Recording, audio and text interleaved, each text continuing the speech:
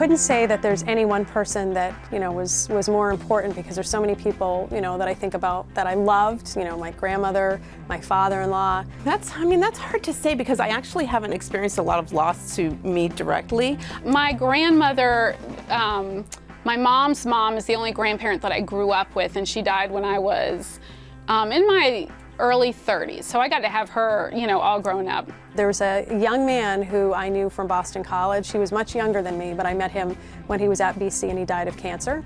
And his name is Ryan Farley, and I actually wrote a song about him, and I got close to his parents at the time when he passed away. I would say my mother-in-law, Dolores, because I knew her when I was dating Dan in high school, and she died soon after we got married. In fact, she had a stroke soon after we got married, never was quite the same. And he was just so loving and giving, and he really, even through his own cancer, he reached out to other little kids who were sick as well, and was always ready to volunteer for them.